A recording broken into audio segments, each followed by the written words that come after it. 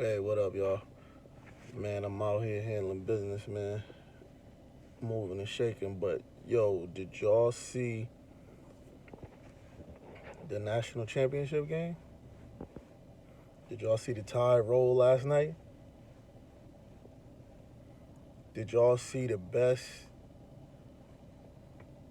probably the best Alabama team put together by Nick Saban?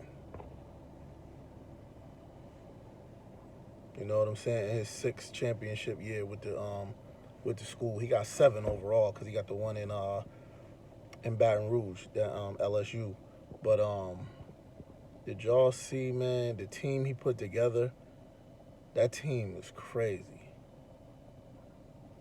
Like absolutely crazy.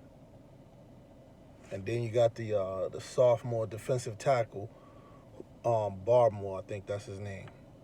Hopefully I'm pronounced that right. But he uh he just made himself all kind of money last night. Like he was making plays everywhere, and he still got one more year. The defense probably coming back all the way intact. Probably you might lose a linebacker, and then you might lose Patrick Surtain Jr. But other than that, man, that defense is coming back, man, and I'm pretty sure the offense is gonna roll. Not like they did this year. This year was similar to this year kind of rivaled the LSU offense last year.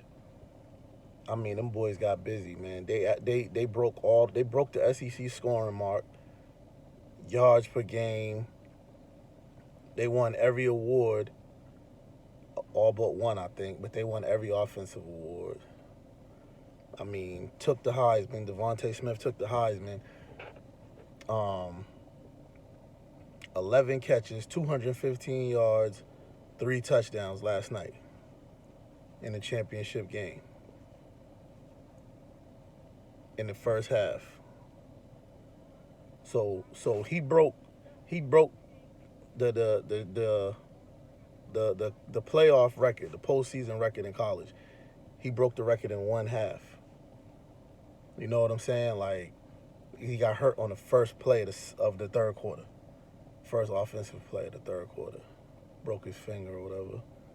It looked like he probably went for surgery. He probably went and had surgery last night or first thing this morning when they got back to Alabama, or he probably went somewhere else. But I would say he went to Birmingham to get the surgery done. But that was just crazy.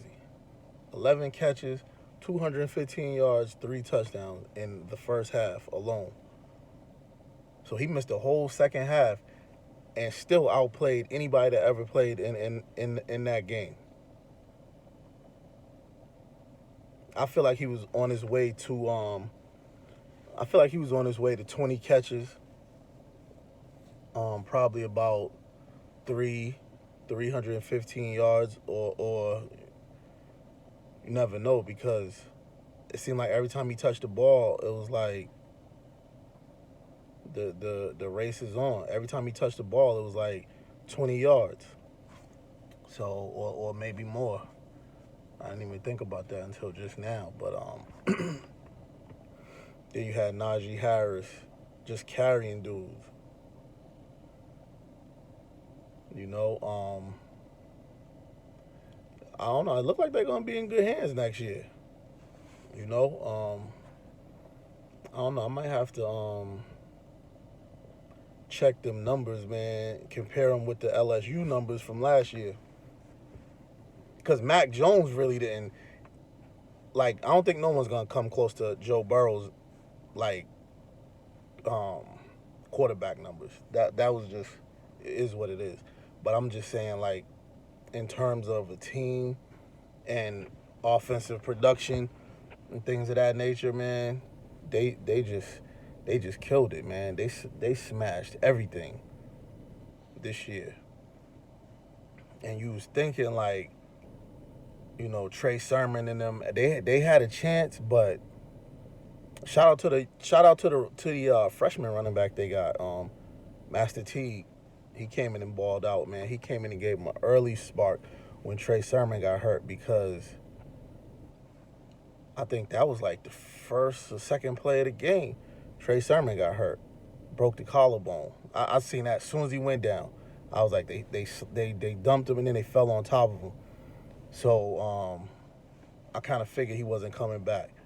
Then they showed the clip of him walking with his pads and his shirt off. I was like, yeah. I was talking to my cousin. I was like, yeah, that's a collarbone. You know what I'm saying? Because we was hyped, man. I'm from Alabama, so we was hyped, man.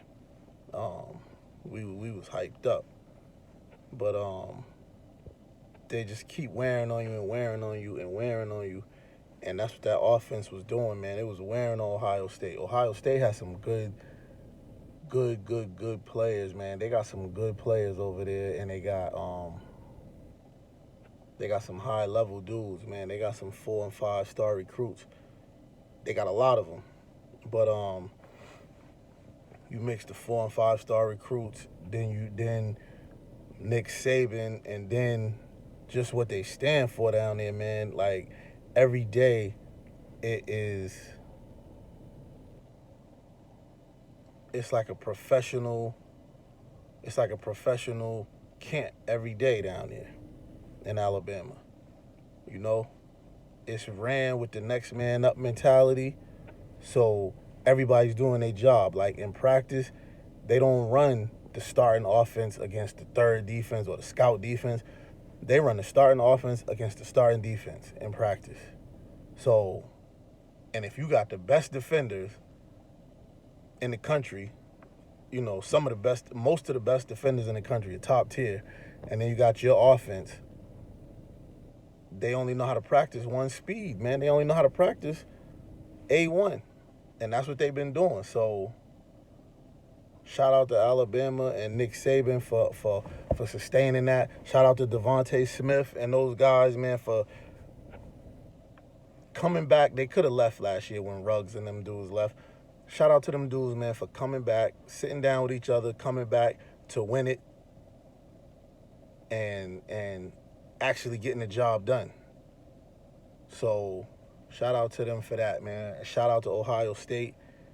Everybody had a lot to go through with the COVID. Everybody had a lot to go through, missing games, skipping games, sometimes playing without your players. Nick Saban had COVID twice this year, so you know, shout out to everybody, man, and all these young college dudes, cause when these games is over and when practice is over, they just going to their room, man. They just going back to their room, and it's just like you sitting in solitary confinement. So you got a lot on your mind. You got a lot of, there's a lot of stuff going on. But they did it, man. Ohio State did it. And shout out to Clemson and Notre Dame for making the Final Four.